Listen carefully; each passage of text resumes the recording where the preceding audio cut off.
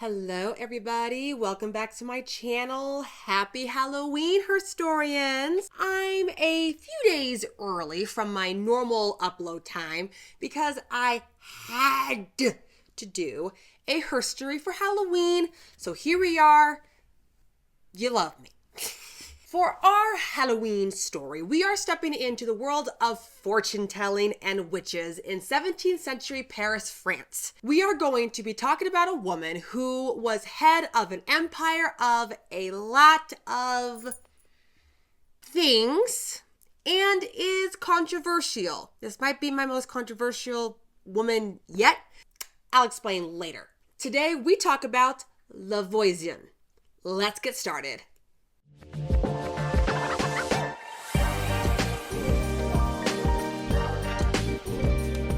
Before we jump in, there are parts of her story that might be distressing to some, but I'll warn you before I talk about it. So if you want to skip over that part, you can. I understand. As I was doing my own research about her, I was like, oh, I would have been completely fine not knowing that ever in my life. But it's not that graphic. Anyway, here we go. Catherine Deshayes was born in 1640, somewhere in France, and that's all I know.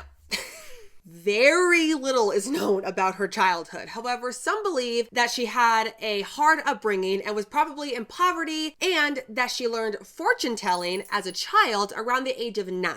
Jumping way ahead, around 1660, when Catherine was 20, she married Antoine Monvoisin, who was a jewelry and silk merchant and had a shop at Montmartre in Paris. The honeymoon was short-lived because Catherine quickly found out that Antoine was unreliable and incompetent. Men really haven't changed a ton. Her husband was not business savvy. His business was failing and was in massive amounts of debt, and Catherine, completely understandably, refused to go back to a life of poverty.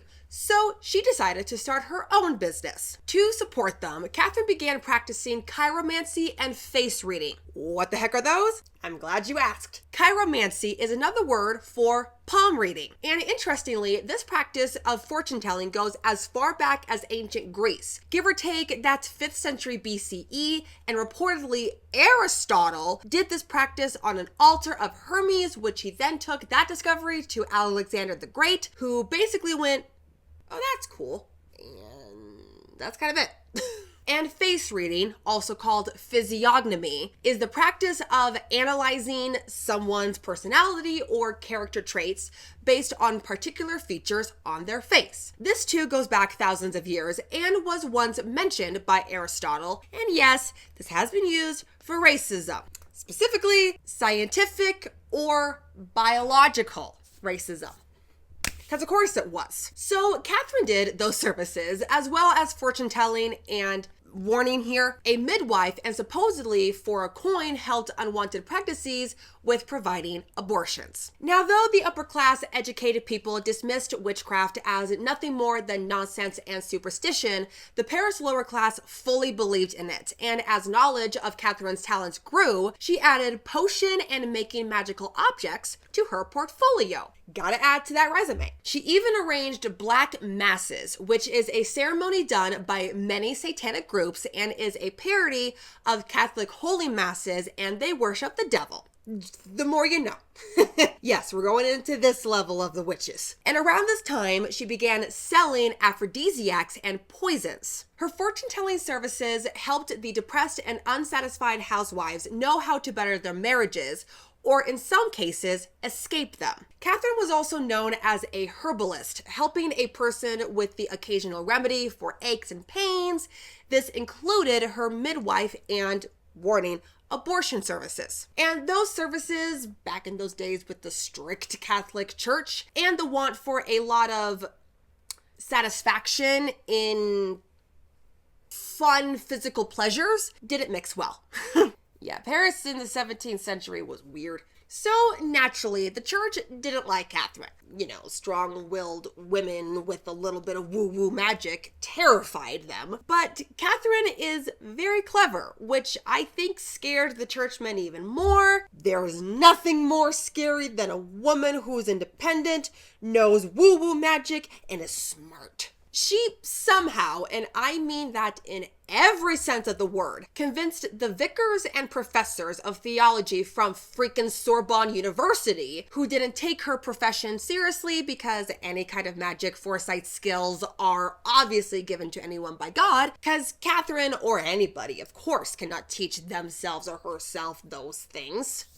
Of course not. In response to those thoughts, Catherine simply said, hey, look, I just use my faith and psychology to help those in need. Now, remember, the word psychology had a very different meaning than it does today. Back then, it was intertwined with a lot of different things, including religious concepts of the soul. So, with that context in mind, it's not much of a surprise that the church bought this, and Catherine's business, which is basically now endorsed by the church, flourished.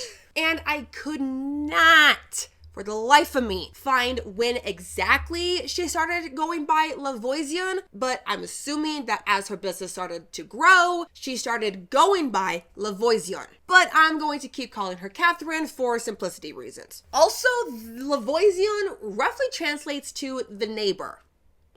Just found that interesting. From the late 1660s, Catherine became a famous, wealthy fortune teller with clients of the highest French aristocracy. Some of her clients were the Countess of Soissons, Olympia Mancini, Duchess of Bouillon, Marie Anne Mancini, Countess of Gramont, Elizabeth Hamilton, and the Duke of Piney-Luxembourg, Francois Henri de Montmorency. She lived very comfortably in Villeneuve-sur-Guavois, a district in the heart of high Paris society, and here she had clients in and out all day. Catherine had nighttime garden parties at her place, entertaining the Paris upper class society with violin music, and regularly went to service at the church of Antinist Abbot of Saint Amour. At this point, she was supporting a family of 6. Her children, her mom had moved in at some point, and for some reason, her husband is still there. I don't know what he's doing. He is just kind of there. Now, it is said that Catherine had not 1, not 2,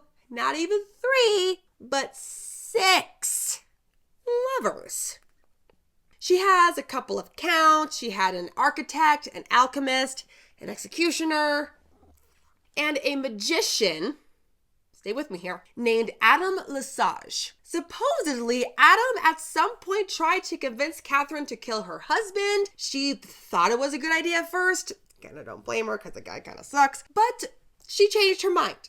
We do like that. I apologize if the light's changing, the sun's going down. Catherine was a savvy businesswoman, and the more she worked, mainly with women, she noticed a pattern. Most, if not all of the women she helped wanted something from the men in their lives. Some women wanted them to become their husbands, some wanted them to fall in love with them, some wanted to inherit the familial fortune, some wanted them dead, stuff like that. So she started making potions to help move those desires along. She made these potions that would bewitch lovers and would-be husbands by grinding bones of toads and teeth of moles with seasonings of Spanish fly, iron shavings, human blood, and mummy or mumia, which is a bunch of different things, but it's really a powdered mummy. So yeah, she made that stuff and then gave those potions to the high society Paris women. Because of her potion making, it's no surprise that she had a very high interest in science and alchemy. She financed several private enterprises and projects. Some were made by con artists who tried to swindle her. And I imagine she took care of that right quick. Now, yes, Catherine was known for helping people, but she also had a not so great side. She was known for being an alcoholic, was being abused by one of her lovers, and was engaged with her rival poisoner, Mary Booth, in several conflicts. Warning, we are going to be talking about abortion and sacrifices for the next couple minutes. This is part of her story. I have simplified details as much as I can, so continue or skip. You have been warned. Here we go. At this point in time, abortions were, of course, illegal, but that didn't stop women. Catherine began providing abortions that were within her midwife services, and some of her clients went from women of poor backgrounds to wealthy aristocrats. She supposedly opened a home for unwed mothers years prior, and in this home she would perform abortions or would help lower class women get rid of their babies after childbirth. She wouldn't charge these women, but she would charge the upper class women, mostly because these were women desperate because they could not afford the scandal of having a child out of wedlock. These desperate women did include poor women, but they needed the service because they just couldn't afford to raise a child on the streets of 17th century Paris. Catherine even employed the help of some priests, some who were her lovers, others had debts they needed settled to keep the priest's own mistresses comfortable. Man, the lighting has changed. I hate how dark it gets so fast. And these priests helped her perform black masses in the catacombs underneath her home. Oh, I don't like this. Some of these rituals involved a naked woman acting as an altar who would be lying down holding some candles, which were of course black because duh. A priest would then perform the satanic rites over the woman. Really big warning here. Before the blood of a newborn was put into a cup as the woman prayed to Satan. Now, whether the newborn had to be alive or not, we don't know. But getting newborns for these rituals wasn't hard for Catherine. I'm sorry I'm going into this detail, but I have to, because if I don't, I know people will come for me. And whether Catherine told the women that she helped with their babies that she would find them homes, or if she told the women anything at all, we just don't know.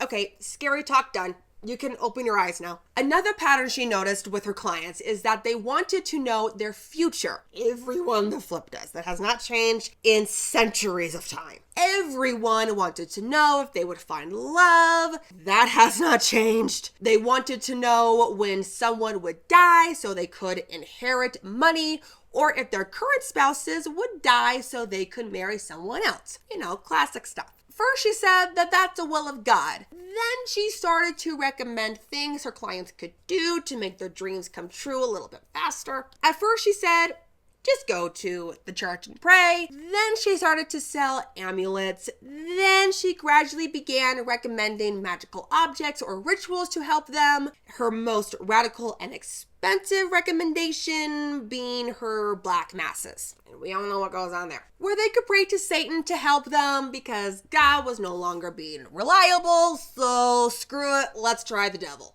This is Halloween, babes. Now, Catherine had many clients, but her most important client is a doozy and led to her downfall. Her most important and high-profile client was Madame de Montespan. She was the official royal mistress of Louis XVI, the King of France. Her name got to that level of high-ups. It is alleged that she hired Catherine in 1667 to arrange a black mass. Now, this is where things get interesting. A French professional occultist and alleged sorcerer, aka magician, named Adam Lesage, remember him? Magician lover? And Abbot Marriott officiated this mass while Montespan prayed to win the love of King Louis, and interestingly, that same year, she became his official mistress. Seemed like it worked. After that miracle, she hired Catherine whenever a problem occurred in her relationship with King Louis. And I mean everything. In 1673, it seemed that Louis's interest in Montespan began to dwindle. So naturally, she hired Catherine to help her with this. She did another series of black masses, this time officiated, I need that name, this time officiated by Etienne Guibourg. And at least on one occasion, Montespan herself acted as the human altar during the mass. This depiction is supposedly from one of those rituals I blurred out a part because just trust me. Catherine also gave Montespan an aphrodisiac, which she then drugged the king. Oh my god.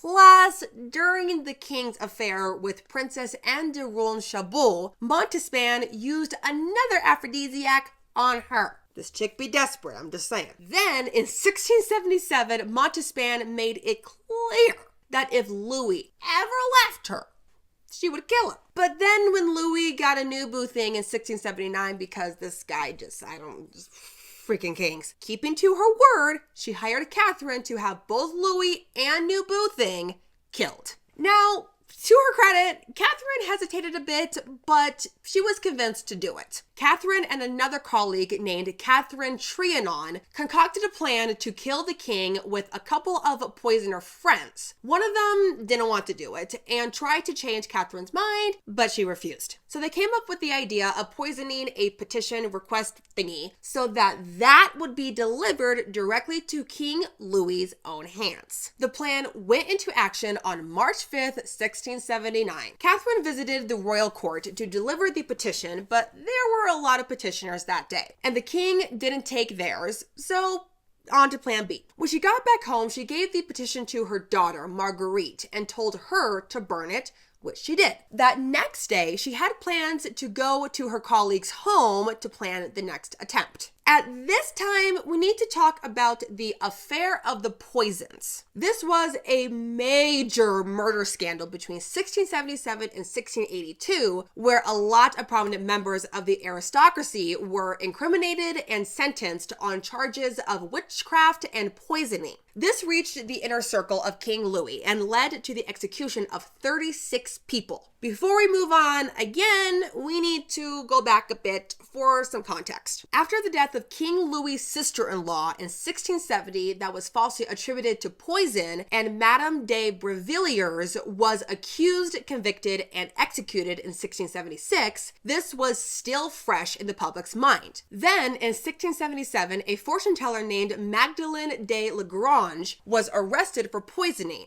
She told authorities that she had information about high-importance crimes. She pointed the authorities to fellow fortune tellers and poisoners Mary Vigoureux and Mary Booze. Remember her? Catherine's biggest rival? Yeah. They were arrested in January of 1679, and they made police aware that there was an entire network of fortune tellers in Paris who did poison distributions, and Mary specifically pointed the finger to Catherine. Due to this, Catherine was arrested outside of Notre Dame de Bonne-Nouvelle on March 12, 1679, after hearing Mass and just before her meeting with Catherine Trianon. Catherine was imprisoned at Vincennes, where she was interrogated. On December 27, 1679, King Louis issued an order that the entire witchcraft poisoning network be taken down by any means, regardless of age, rank, or sex, and the arrest of Catherine led to the arrest of her daughter, and after that, everyone in her network was arrested. It's thought that Catherine wasn't tortured, although that was kind of the norm, but she wasn't subjected to it, and this is thought to be out of fear, because remember, Catherine has a lot of high-powered, influential clients. So with this fear of torturing her would lead to those names being dropped, they decided against it. We're not going to torture you because you know too many names. Interestingly, the prison knew of her alcoholism, and her interrogators did not limit her access to alcohol, instead choosing her to keep her drunk off her butt during every and all of her interrogations. And this worked, and she eventually named almost everybody in her sphere. She admitted that, quote, Paris is full of this kind of thing, and there is an infinite number of people engaged in this evil trade, end quote, but refused to mention any further clients or mentioned arranging or participating in black masses. She also admittedly denied any and all claims that had anything heinous to do with unwanted babies. She denied and confirmed many things, including poisoning, and yeah, even though she gave up basically her entire network of people, the damage was done. And importantly, she never implicated Montespan. On February 17, 1680, Catherine was put on trial and convicted of witchcraft and was sentenced to be executed by burning 2 days later. It was after she was convicted and the following days that then she was subjected to interrogation under torture, and that was brutal enough that she begged for mercy. However, this has been disputed, plus these torture interrogations didn't reveal anything new. On her way to her execution, reportedly, she shoved the priests away from her, and when she was tied to the stake, she desperately tried to push the hay surrounding her. Some say that she either begged for mercy from the crowd, others say she shouted her innocence, and others say she cursed every family of the men responsible for her verdict. Catherine Monvoisin died on February 22nd, 1680 in a public execution of being burned at the stake on the Place de Grève at the age of 39 or 40. She was the second to last to be killed during the affair of poisons. In July of 1680, her daughter Marguerite, who's still imprisoned,